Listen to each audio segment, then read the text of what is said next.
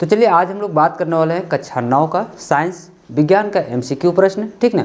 यहाँ पे हम लोग सभी के सभी प्रश्न केमिस्ट्री से देखेंगे और ये सभी प्रश्न आपके लिए बहुत ही महत्वपूर्ण होने वाला है अगर आप परीक्षा की तैयारी कर रहे हैं या फिर परीक्षा देने वाले हैं, क्योंकि ये सभी वैसे प्रश्न लिए गए हैं जो परीक्षा में पूछे जाने की संभावना है, ठीक ना, जिसको बार बार जैक बोर्ड के द्वारा पूछा जाता है, या तो वो रेल प्रोजेक्ट में पूछा जा रहा है या फिर मॉडल प्रश्न पत्र में दिया जा रहा है। इसलिए यही प्रश्न आपके लिए बहुत ही ज़्यादा महत्वपूर्ण होने वाला है। तो चलिए हम लोग शुरुआत करते हैं पहले प्रश्न के साथ।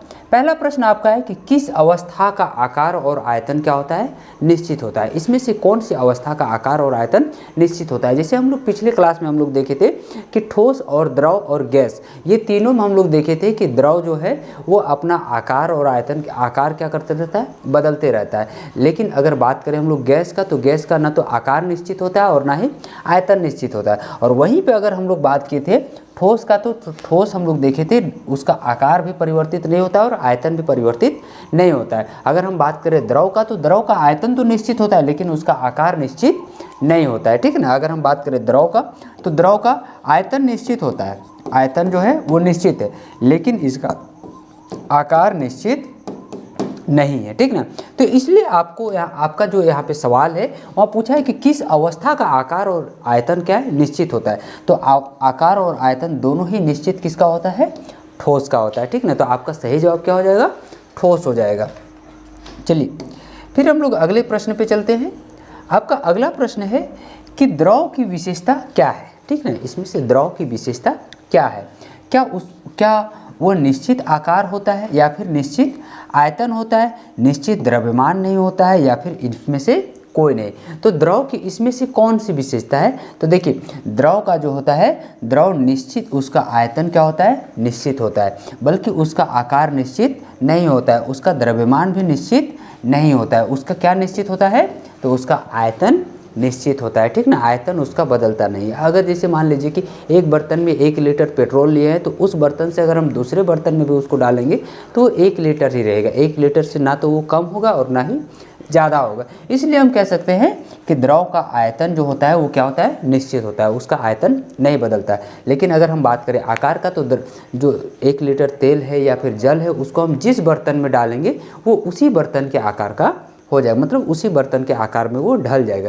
इसलिए इसका आकार क्या होता है, निश्चित नहीं होता है। तो इसलिए हम कह सकते हैं द्रव का आयतन जो है वो निश्चित होता है। फिर आपका अगला प्रश्न है, अगला प्रश्न पूछा है कि ठोस से सीधे गैस में बदलने की प्रक्रिया को हम लोग क्या कहते हैं, यानी कि ठोस से सीधे जो गैस में बदलती है उसे हम क्या कहते हैं। तो उसे हम वाष्पन कहते हैं, वाष्पीकरण कहते हैं, ऊर्ध्वपातन कहते हैं या फिर गलन कहते हैं। देखिए ठोस से अगर द्रव में बदल रहा है, जैसे बर्फ पिघल करके क्या बना, पानी बना, तो उसे हम कहते हैं गलना कहते हैं। लेकिन अगर कपूर को जब हम जलाते हैं तो कपूर जल के क्या बन जाता है, सीधे वाष्पीकृत हो जाता है, गैस में परिवर्तित हो जाता है, तो उसे हम कहते हैं ऊर्ध्वपातन कहते हैं। वाष्पीकरण का मतलब क्या हो गया कि जब जल को हम लोग गर्म करते हैं तो जल भाप बन के क्या हो जाता है, ऊपर उड़ जाता है, तो उसे हम कहते हैं वाष्पीकरण कहते हैं। और वाष्पन का मतलब हो गया कि वही वाष्पीकरण और वाष्पन दोनों सेम है। तो आपको यहाँ पे पूछा गया है कि ठोस से सीधे गैस में बदला, ठीक ना, ठोस से द्रव में न परिवर्तित होकर सीधे गैस में बदला, तो उसे हम क्या कहते हैं बच्चों, तो उसे हम ऊर्ध्वपातन कहते हैं। उसे ऊर्ध्वपातन कहा जाता है। जैसे हम लोग कपूर में देखते हैं कि कपूर को जब जलाते हैं तो वो सीधे ठोस से सीधे किस में बदल जाता है, गैस में बदल जाता है। या फिर अगरबत्ती वगैरह भी जलाते हैं तो वो क्या हो जाता है, ठोस से सीधे गैस में बदल जाता है। फिर आपका अगला प्रश्न है कि तापमान बढ़ाने पर कणों की गतिज ऊर्जा क्या हो जाती है, ठीक है ना। जब हम तापमान बढ़ाते हैं तो उसकी ऊर्जा घटती है, बढ़ती है या फिर स्थिर रहती है या फिर शून्य हो जाती है। देखिए आपको यहाँ पे आप ये समझिए कि जब खाना जब ठंडा होता है तो उसका सेंट हमें पता नहीं चलता है। हम लोग कई बार होता है कि बासी खाना को हम लोग सूंघ के देखते हैं कि खराब हुआ है या सही हुआ है। जबकि वहीं अगर हम बात करें कि गर्म खाने का, तो गर्म खाना का हम लोग देखते हैं कि अगर पड़ोसी के घर में भी खाना बन रहा है तो उसका सुगंध हमारे घर तक पहुंचता है। यानी कि गर्म वस्तु का कण जो होता है वो एक जगह स्थिर या फिर उसका जो कणों की गति है वो घटती नहीं है, बल्कि उसके कणों की गति क्या हो जाती है, बढ़ जाती है, वो दूर दूर तक चली जाती है। यानी कि हम क्या कह सकते हैं कि तापमान बढ़ाने पर कणों की गतिज ऊर्जा क्या हो जाती है, बढ़ जाती है, ठीक ना। जैसे जैसे तापमान बढ़ाएंगे कणों की गतिज ऊर्जा क्या हो जाएगी, बढ़ जाएगी, ठीक ना।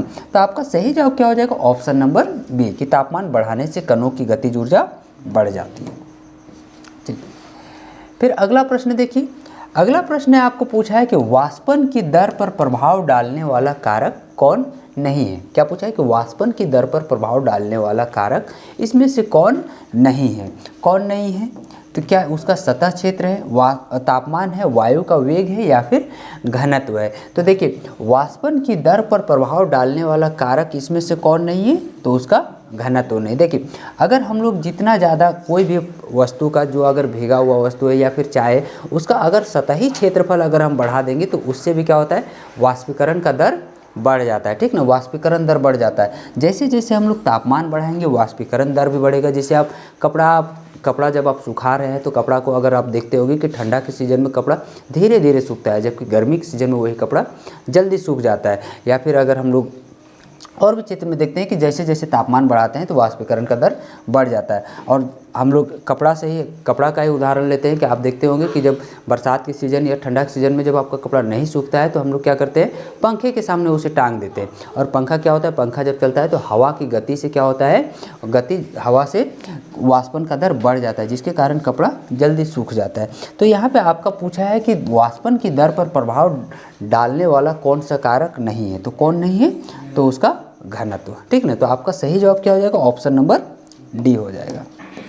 चलिए फिर आपका अगला प्रश्न है कि कपड़े धोने के बाद हवा में सूखने का कारण क्या है। ठीक ना, कपड़े धोने के बाद हवा में सूखने का कारण क्या है, संघनन, ऊर्ध्वपातन, वाष्पन या फिर गलन। ठीक ना, तो देखिए कपड़े धोने के बाद हवा में सूखने को हम लोग क्या कहते हैं, वाष्पन कहते हैं। कि कपड़ा से जल क्या हो गया, वाष्पीकृत हो गया, तो उसे हम क्या कहते हैं बच्चों, तो उसे हम वाष्पन कहते हैं।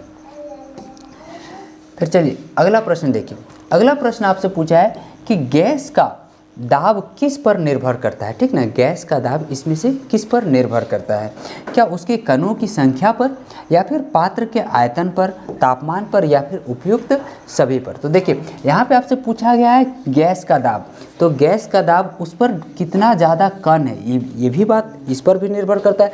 और साथ ही साथ पात्र के आयतन पर कि पात्र कितना बड़ा है तो इस पर भी निर्भर करता है। और साथ ही साथ उस पात्र का तापमान कैसा है। यानी कि आपका सही जवाब क्या हो जाएगा, उपयुक्त सभी पर। ये सभी चीज़ें गैस के दबाव पर निर्भर करते हैं, ये तीनों, इसलिए आपका सही जवाब क्या हो जाएगा, उपयुक्त सभी हो जाएगा।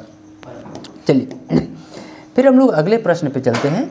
अगला प्रश्न आपका है कि द्रव से ठोस में परिवर्तन को हम लोग क्या कहते हैं। ठीक ना, क्या पूछा है कि ठोस से द्रव में परिवर्तन को उसे हम गलन कहते हैं, जमाव कहते हैं, वाष्पन कहते हैं या फिर संघनन कहते हैं। तो क्या बोल रहा है कि द्रव से ठोस में बदला, तो द्रव से ठोस में बदलना यानी कि जल जब बर्फ़ में बदल गया। ठीक ना, जब पानी को हम लोग फ्रिज में डालते हैं तो किस में बदल जाता है, बर्फ़ में बदल जाता है, तो उसे हम क्या कहते हैं कि बर्फ़ जम गया, यानी कि उसे हम जमाव कहेंगे। ठीक ना, और गलन का मतलब क्या हो जाएगा कि बर्फ़ से फिर पानी में बदलना या फिर पानी से वाष्प में बदलना, तो उसे हम वाष्पन कहेंगे। तो आपका सही जवाब क्या हो जाएगा भाई, तो आपका सही जवाब हो जाएगा जमाव। द्रव से ठोस में परिवर्तन को हम लोग क्या कहते हैं, जमाव कहते हैं।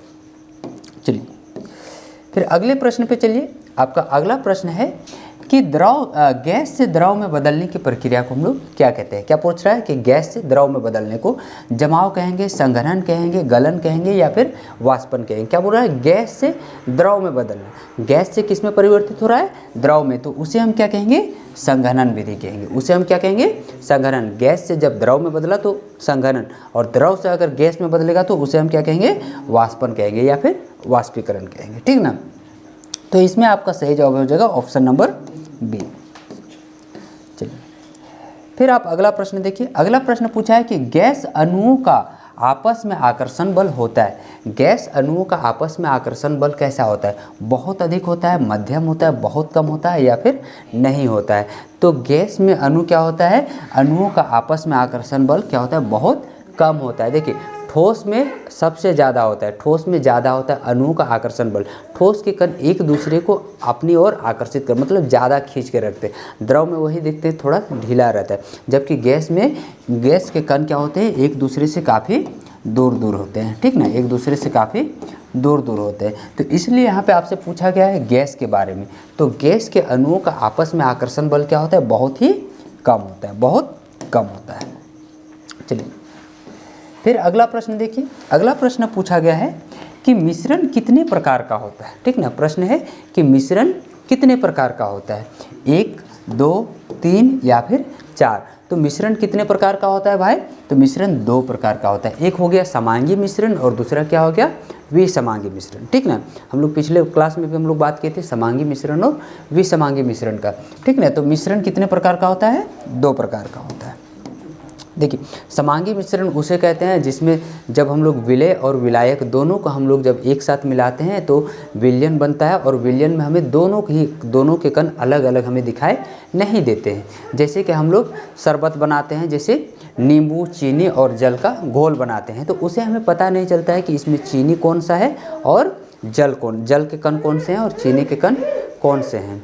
जबकि अगर हम वही बात करते हैं विसमांगी मिश्रण का, यानी कि जल में हम कंकड़ को डाल देते हैं तो जल के कण अलग दिखते हैं और कंकड़ हमें अलग दिखाई देते हैं, तो उसे हम क्या कहते हैं, विसमांगी मिश्रण कहते हैं। ठीक ना, तो मिश्रण मुख्यतः कितने प्रकार के होते हैं बच्चों, तो मिश्रण 2 प्रकार के होते हैं। ठीक ना, मिश्रण मुख्यतः कितने प्रकार के होते हैं, 2 प्रकार के होते हैं। चलिए फिर अगला प्रश्न देखिए, अगला प्रश्न हमसे पूछा है कि समांगी मिश्रण का उदाहरण इसमें से कौन है। ठीक ना, समांगी मिश्रण का उदाहरण कौन है, दूध, चीनी का घोल, रेत व पानी या फिर सलाद। तो समांगी मिश्रण का उदाहरण कौन सा है, चीनी का घोल को हम लोग कहते हैं समांगी मिश्रण। यहाँ पे देखिए रेत और पानी को अगर मिलाएंगे तो रेत और पानी हमें साफ साफ अलग अलग दिखाई देगा, तो इसे हम क्या कहेंगे, विसमांगी मिश्रण कहेंगे। सलाद में भी देखिए आप डाल रहे हैं, प्याज डाल रहे हैं, गाजर डाल रहे हैं, खीरा डाल रहे हैं, तो सब क्या होता है, हमें अलग अलग दिखाई देता है। तो ये क्या मिक्स होता है, नहीं होता है, तो इसे हम क्या कहेंगे,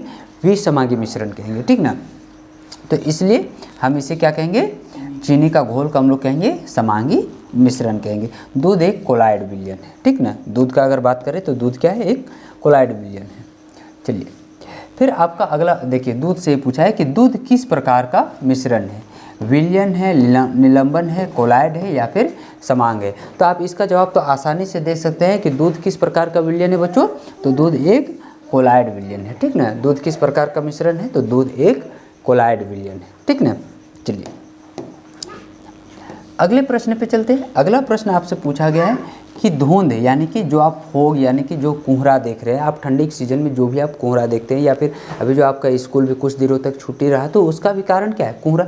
तो वही कोहरा के बारे में पूछा है कि कोहरा किस प्रकार का कोलाइड है। क्या वो ठोस का कोलाइड है, गैस द्रव का कोलाइड है, द्रव गैस का कोलाइड है या फिर ठोस गैस का कोलाइड है। तो वो किस प्रकार का कोलाइड है, तो गैस द्रव का कोलाइड है। यानी कि देखिए वायुमंडल में द्रव का मात्रा आ गया, यानी कि विलेय और विलायक।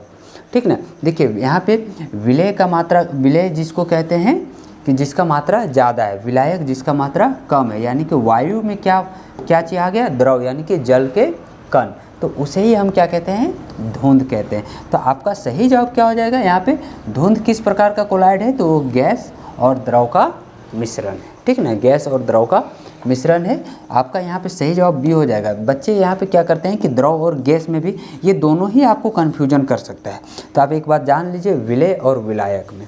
ठीक ना, तो जो जिसका मात्रा ज़्यादा होता है उसमें कम वाला क्या हो जाता है, मिल जाता है। तो इसलिए आपका सही जवाब क्या हो जाएगा, ऑप्शन नंबर बी हो जाएगा। चलिए अगला प्रश्न देखिए, अगला प्रश्न है कि रक्त किस प्रकार का मिश्रण है। ठीक ना, प्रश्न क्या पूछा है कि रक्त किस प्रकार का मिश्रण है, कोलाइड है, विलयन है, निलंबन है या फिर समांगी मिश्रण है। तो ब्लड किस प्रकार का मिश्रण है बच्चों, तो ब्लड एक कोलाइड मिश्रण है। ठीक ना, दूध और ब्लड दोनों ही क्या है, एक कोलाइड मिश्रण है। ठीक ना, जिसमें कण हमें साफ आसानी से पता नहीं चलता है। फिर देखिए अगला प्रश्न है कि दूध का शुद्ध रूप क्या है, विलयन, कोलाइड, निलंबन या फिर तत्व। तो दूध का जो शुद्ध रूप है वो क्या है, एक कोलाइड है। ठीक ना, दूध का शुद्ध रूप कौन सा विलयन है, एक कोलाइड विलयन है। तो आपका सही जवाब क्या हो जाएगा बच्चों, तो ऑप्शन नंबर बी हो जाएगा, दूध एक कोलाइड है।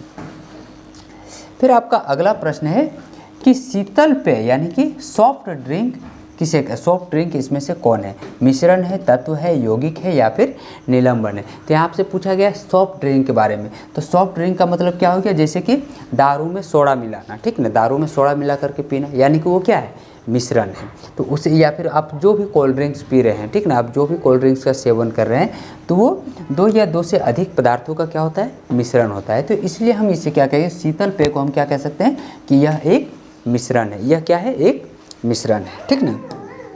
चलिए अगला प्रश्न देखिए। अगला प्रश्न पूछा गया है कि हवा है, हवा मतलब क्या है, तत्व है, यौगिक है, मिश्रण है या फिर गैस है। तो हवा क्या है, हवा एक मिश्रण है। हवा में देखिए बहुत सारे गैसों का मिश्रण है, धूल कण है, जैसे कि ऑक्सीजन, सल्फर, नाइट्रोजन, फास्फोरस, मतलब बहुत सारे गैस और बहुत सारे धूल कण का क्या है, मिश्रण है। इसलिए हम कहेंगे कि हवा क्या है, एक मिश्रण है। हवा एक मिश्रण है, ठीक ना। चलिए अगला प्रश्न देखिए। अगला प्रश्न आपसे पूछा है कि शुद्ध पदार्थ का उदाहरण है, ठीक ना। शुद्ध पदार्थ का इसमें से कौन उदाहरण है, दूध, नमक, हवा या फिर सोडा वाटर। तो यहाँ पे शुद्ध पदार्थ कौन है बच्चों, तो शुद्ध पदार्थ यहाँ पे नमक है, ठीक ना। शुद्ध पदार्थ क्या है, नमक है। यहाँ पे अगर हम बात करें सोडा वाटर या हवा या फिर दूध, तो यह क्या है, एक मिश्रण है। तो आपका सही जवाब क्या हो जाएगा बच्चों, आपका सही जवाब हो जाएगा नमक हो जाएगा, ठीक ना। चलिए अगले प्रश्न पे चलते हैं। अगला प्रश्न आपको पूछा गया है कि मिश्रण का उदाहरण कौन सा है, ठीक ना।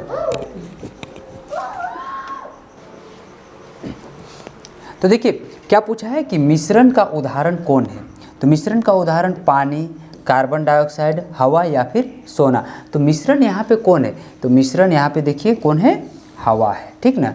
मिश्रण यहाँ पे कौन सा है बच्चों, तो मिश्रण यहाँ पे हवा है, ठीक ना। चलिए फिर अगला प्रश्न देखिए। अगला प्रश्न आपसे पूछा गया है कि परमाणु शब्द किसने दिया था, ठीक ना। सबसे पहले परमाणु शब्द किसने दिया था, डाल्टन ने, डेमाक्रिट्स ने, रदरफोर्ड ने या फिर न्यूटन ने। तो देखिए परमाणु शब्द का सबसे पहले प्रयोग किसने किया था, डेमाक्रिट्स ने किया था। किसने किया था, डेमाक्रिट्स ने। तो आपका सही जवाब हो जाएगा ऑप्शन नंबर बी। चलिए अगले प्रश्न पे चलते हैं। अगला प्रश्न आपसे पूछा गया है कि डाल्टन का परमाणु सिद्धांत कब प्रस्तुत किया गया था, ठीक ना। डाल्टन ने अपने परमाणु सिद्धांत कब दिए थे, 1708 ईस्वी में, 1808 ईस्वी में, 1908 या फिर 2008 ईस्वी में। तो डाल्टन ने अपने परमाणु सिद्धांत कब दिया था बच्चों, तो 1808 ईस्वी में, ठीक ना। डाल्टन का परमाणु सिद्धांत कब प्रस्तुत किया गया है, तो 1808 ईस्वी में। तो ऑप्शन नंबर बी क्या हो जाएगा, आपका सही जवाब हो जाएगा। चलिए फिर अगले प्रश्न की तरफ चलते हैं। अगला प्रश्न आपसे पूछा है कि परमाणु का द्रव्यमान मापा जाता है। परमाणु का द्रव्यमान किससे मापा जाता है, ग्राम में, परमाणु द्रव्यमान इकाई में, मिलीग्राम या फिर लीटर में। तो परमाणु के द्रव्यमान को किससे में नापा जाता है बच्चों, तो इसे परमाणु द्रव्यमान इकाई में मापा जाता है, ठीक ना। परमाणु द्रव्यमान को परमाणु द्रव्यमान इकाई में मापा जाता है। चलिए फिर अगले प्रश्न की ओर देखते हैं। अगला प्रश्न आपसे पूछा गया है कि 1 AMU बराबर है, किसके बराबर है, 1/12 कार्बन परमाणु के द्रव्यमान के बराबर है, या फिर 1 ग्राम, 1 मिलीग्राम या फिर 1 किलोग्राम के बराबर है। तो देखिए 1 AMU के बराबर है 1/12 कार्बन परमाणु के द्रव्यमान के बराबर है, ठीक ना। तो आपका सही जवाब क्या हो जाएगा बच्चों, तो ऑप्शन नंबर ए आपका सही जवाब होगा।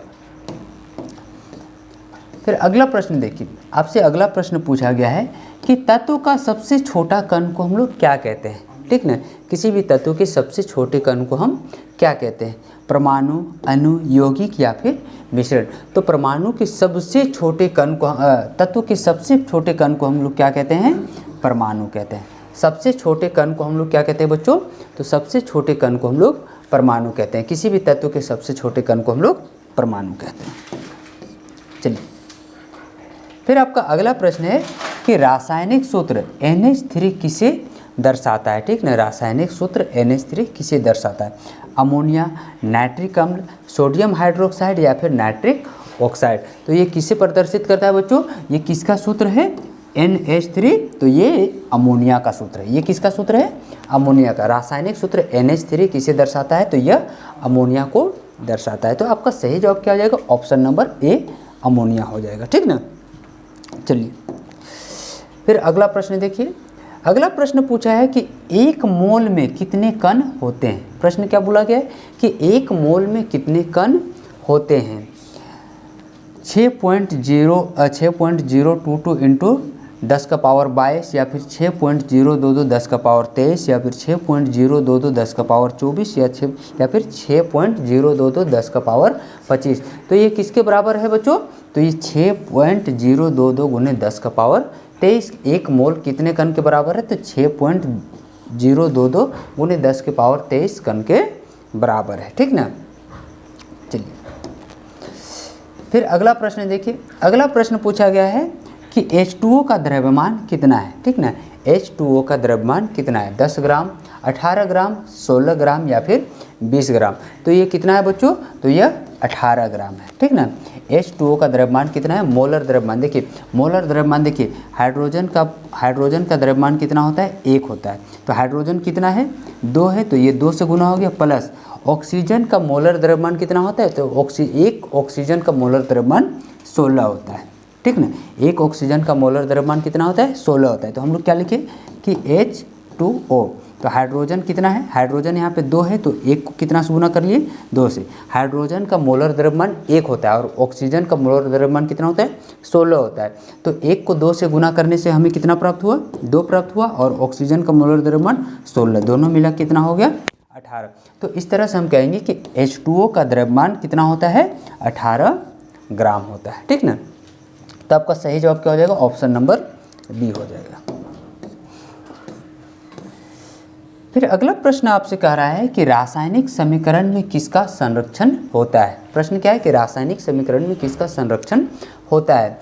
ऊर्जा का, द्रव्यमान का, आवेश का या फिर सभी का। तो रासायनिक समीकरण में किसका संरक्षण होता है? द्रव्यमान का। ना तो देखिए, कोई भी रासायनिक अभिक्रिया में ना तो द्रव्यमान का विनाश होता है और ना ही सृजन होता है। ठीक ना। ना तो नया द्रव्यमान और बढ़ेगा और ना ही द्रव्यमान घटेगा। द्रव्यमान क्या रहेगा? बराबर रहेगा, यानी कि अभिकारक और उत्पाद दोनों के द्रव्यमान बराबर रहेंगे। जैसे देखिए, हाइड्रोजन प्लस ऑक्सीजन दोनों मिलके क्या बनाया? तो जल बनाया। ठीक ना। अब यहाँ पे देखिए, अगर हम इसका द्रव्यमान निकालें तो हाइड्रोजन का मोलर द्रव्यमान कितना होता है? 1 होता है। तो 2 हाइड्रोजन है तो कितना हो गया? 2 हो गया। वहीं अगर हम ऑक्सीजन का बात करें तो 2 ऑक्सीजन, इसका मोलर द्रव्यमान कितना होता है? 16 होता है। तो 16 दूनी कितना हो गया? 32 हो गया। ठीक ना। कितना हो गया? 32 हो गया। अब अगर इसका बात करें तो इधर हम निकालते हैं 2 गुने हाइड्रोजन कितना है? 1 है, 2 है, प्लस ऑक्सीजन 16, हाइड्रोजन 2 32 और तो ये कितना हो जाएगा? इधर 2 गुने 16 2 18, 18 दूनी कितना हो गया? 36। और इधर देखिए 32 और 2 34। यहाँ पे तो गलत हो गया भाई। 2 हाइड्रोजन 2 ऑक्सीजन। और यहाँ पे इसको हम लोग संतुलित नहीं किए। देखिए यहाँ पे 4 हाइड्रोजन है तो यहाँ पे क्या लग जाएगा? 2 लग जाएगा। तो ये भी कितना से गुना हो जाएगा? 2 से। तो 2 दूनी कितना हो गया? 4 हो गया। ठीक ना। 4 और 32, 4 और 32 कितना हो गया? तो आपका 4 और 32 36। और इधर भी कितना हो गया? 36। हम लोग देखते हैं कि ना तो अभिकारक में ही द्रव्यमान जितना रहता है उतना ही उत्पाद में भी द्रव्यमान सेम रहता है। यानी कि ना तो अभिकारक से उत्पाद में द्रव्यमान का ना तो विनाश होता है और ना ही सृजन होता है, या ना ही द्रव्यमान का बढ़ेगा ना ही घटेगा। ठीक ना। तो देखिए, रासायनिक समीकरण में किसका संरक्षण होता है बच्चों? तो द्रव्यमान का संरक्षण होता है। चलिए फिर अगला प्रश्न देखिए। अगला प्रश्न आपका है कि द्रव्यमान संरक्षण का नियम किसने दिया था। ठीक ना। द्रव्यमान संरक्षण का नियम किसने दिया था? डाल्टन ने, लवोजियर ने या फिर रदरफोर्ड या फिर बोहर ने। तो द्रव्यमान संरक्षण का नियम किसने दिया था? लवोजियर ने।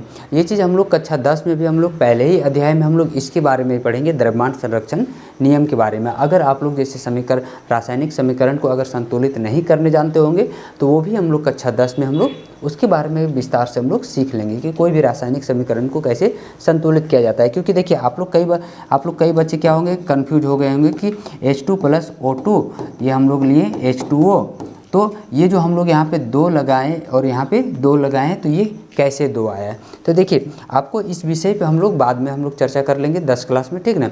अभी इस पे हम लोग बात करने का कोई फ़ायदा नहीं है, तो इसलिए हम लोग आगे बढ़ते जाते हैं। फिर अगला प्रश्न है आपका कि इलेक्ट्रॉन की खोज किसने की थी, ठीक है। इलेक्ट्रॉन की खोज सबसे पहले किसने की थी? रदरफोर्ड ने, जे टॉमसन ने, चार्विक ने या फिर डाल्टन ने। तो इलेक्ट्रॉन की खोज किसने की थी बच्चों? तो इलेक्ट्रॉन की खोज जे टॉमसन ने की थी, ठीक ना। इलेक्ट्रॉन की खोज किसने की थी? तो इलेक्ट्रॉन की खोज जे टॉमसन ने की थी। तो आपका सही जवाब क्या हो जाएगा? ऑप्शन नंबर बी हो जाएगा। फिर अगले प्रश्न पे देखिए, अगला प्रश्न आपसे पूछा गया है कि प्रोटॉन की खोज किसने की थी, ठीक ना। प्रश्न क्या है कि प्रोटॉन की खोज किसने की थी? गोल्डस्टीन, रदरफोर्ड, बोहर या फिर न्यूटन ने। तो प्रोटॉन की खोज किसने की थी बच्चों? तो प्रोटॉन की खोज गोल्डस्टीन ने की थी। किसने की थी? गोल्डस्टीन ने। प्रोटॉन की खोज किसने की थी? गोल्डस्टीन ने की थी। चलिए फिर अगला प्रश्न देखिए, अगला प्रश्न आपसे पूछा गया है कि न्यूट्रॉन की खोज किसने की थी, ठीक ना। प्रश्न क्या है कि न्यूट्रॉन की खोज किसने की थी? जे टॉमसन, चैडविक, रदरफोर्ड या फिर डाल्टन ने। तो न्यूट्रॉन की खोज किसने की थी बच्चों? तो न्यूट्रॉन की खोज चैडविक ने की थी, ठीक ना। न्यूट्रॉन की खोज किसने की थी? चैडविक ने की थी। तो इसका ऑप्शन नंबर बी आपका सही जवाब हो जाएगा। फिर देखिए अगला प्रश्न है कि इलेक्ट्रॉन पर आवेश होता है, इलेक्ट्रॉन पर आवेश धनात्मक, ऋणात्मक, शून्य या फिर कभी कभी धनात्मक और कभी कभी ऋणात्मक होता है। तो इलेक्ट्रॉन पर आवेश हमेशा कैसा होता है? ऋणात्मक होता है। इलेक्ट्रॉन पर आवेश कैसा होता है बच्चों? तो इलेक्ट्रॉन पे आवेश ऋणात्मक होता है। वहीं अगर प्रोटॉन और न्यूट्रॉन की बात करें तो वहाँ पे धनात्मक आवेश होता है। तो आपका ये सही जवाब क्या हो जाएगा? ऑप्शन नंबर बी हो जाएगा। चलिए अगले प्रश्न पे देखिए, अगला प्रश्न आपसे पूछा गया है कि रदरफोर्ड का प्रयोग किस कण से किया गया था, ठीक ना। रदरफोर्ड का प्रयोग किस कण से किया गया था? इलेक्ट्रॉन, प्रोटॉन, अल्फा कण या फिर बीटा कण। तो किससे किया गया था बच्चों? तो अल्फा कण से, ठीक ना। रदरफोर्ड का प्रयोग किस कण से किया गया था? तो अल्फा कण से किया था, ठीक ना। रदरफोर्ड ने सोने की पन्नी पे अल्फा कण गुजार करके इसका पता किया था। चलिए फिर आपका अगला प्रश्न कह रहा है कि द्रव्यमान संख्या क्या है? प्रोटॉन की संख्या, इलेक्ट्रॉन की संख्या, प्रोटॉन और न्यूट्रॉन की संख्या या फिर प्रोटॉन और इलेक्ट्रॉन की संख्या। तो देखिए द्रव्यमान संख्या क्या है? प्रोटॉन और न्यूट्रॉन की संख्या को हम लोग क्या कहते हैं? परमाणु द्रव्यमान कहते हैं, ठीक ना। यानी कि दोनों के प्रोटॉन और न्यूट्रॉन के भार को हम लोग क्या कहते हैं? कि द्रव्यमान कहते हैं, ठीक ना। किसी भी परमाणु का द्रव्यमान उसके प्रोटॉन और न्यूट्रॉन की संख्या पर निर्भर करता है। चलिए अगला प्रश्न देखिए, अगला प्रश्न आपसे पूछा गया है कि हाइड्रोजन का परमाणु क्रमांक कितना होता है? हाइड्रोजन का परमाणु क्रमांक पूछा है, 0, 1, 2 या फिर 3। तो हाइड्रोजन हम लोग परमाणु संख्या हम लोग याद करते हैं कि सबसे पहले कौन आता है? हाइड्रोजन। उसके बाद दूसरा में कौन है? हीलियम, फिर लिथियम। तो hydrogen, helium, lithium, beryllium, boron, इस तरह से आप परमाणु याद किए होंगे। तो सबसे पहले कौन आता है? हाइड्रोजन आता है। तो आपका सही जवाब क्या हो जाएगा? हाइड्रोजन का परमाणु क्रमांक कितना हो जाएगा? 1 हो जाएगा। तो आपका सही आंसर क्या हो जाएगा? ऑप्शन नंबर बी हो जाएगा। चलिए फिर अगले प्रश्न पे देखिए, अगला प्रश्न है कि ऑक्सीजन का परमाणु क्रमांक कितना है? तो हम लोग गिन लेंगे कि hydrogen, helium, lithium, beryllium, boron, carbon, nitrogen, oxygen. तो ऑक्सीजन का परमाणु क्रमांक कितना है बच्चों? तो 8 होता है। तो ऑक्सीजन का परमाणु क्रमांक कितना है? 8 है, ठीक ना। चलिए इसी प्रकार से अगला प्रश्न पूछा गया है कि सोडियम का इलेक्ट्रॉनिक विन्यास लिखिए। तो सोडियम का इलेक्ट्रॉनिक विन्यास, सोडियम कितने नंबर पे आता है? 11 नंबर पे। देखिए हम लोग इलेक्ट्रॉनिक विन्यास कुछ इस तरह से हम लोग सीखे होंगे, आप लोग भी, कि इस तरह से कक्षा लेते हैं, कक्षा K, L, M, N, ये 4 कक्षा है, ठीक ना। 4 कक्षा, पहला कक्षा में इलेक्ट्रॉन रखने का पावर कितना है? 2 है और दूसरा कक्षा में 8 है, ठीक ना। अब देखिए सोडियम का परमाणु संख्या कितना होता है? 11 होता है। तो देखिए पहला कक्षा को ये कितना दे दिया? 2 दे दिया, और दूसरा कक्षा को कितना दे दिया? 8 दे दिया। अब तीसरा कक्षा के लिए क्या बचा? 2, 8 और अगला कक्षा में कितना चल जाएगा? 1 इलेक्ट्रॉन। यानी कि आप देखिए इस तरह से इलेक्ट्रॉनिक विन्यास किस में है? तो ऑप्शन नंबर सी में है। इसलिए आपका सही जवाब क्या हो जाएगा? Option number C. सोडियम का इलेक्ट्रॉनिक विन्यास क्या हो जाएगा? 2, 8 और 1 आपका सही जवाब होगा। फिर अगला प्रश्न देखिए, अगला प्रश्न पूछा है कि कार्बन का इलेक्ट्रॉनिक विन्यास इसमें से कौन है? ठीक ना, क्या पूछा है? कार्बन के बारे में। तो कार्बन का परमाणु संख्या कितना होता है? 6 होता है, ठीक ना, 6 होता है। तो इसको भी अगर हम लोग बांटेंगे तो पहला कक्षा 2, दूसरा कक्षा के पास कितना चल जाएगा? 4 चल जाएगा। तो आपका सही जवाब क्या हो जाएगा? ऑप्शन नंबर ए हो जाएगा, 2 और 4। तो इस तरह से अभी हम लोगों ने पूरा केमिस्ट्री का हर एक चैप्टर से हम लोग 10-10 प्रश्न देखे, ठीक ना। और ये केमिस्ट्री का आपको बहुत ही इंपॉर्टेंट क्वेश्चन बताया गया है। तो अगर आपको वीडियो अच्छा लगा होगा तो वीडियो को लाइक कर दें और कमेंट कर दें और वीडियो को ज़्यादा से ज़्यादा शेयर करें। फिर मिलेंगे हम लोग नए वीडियो में, तब तक के लिए धन्यवाद।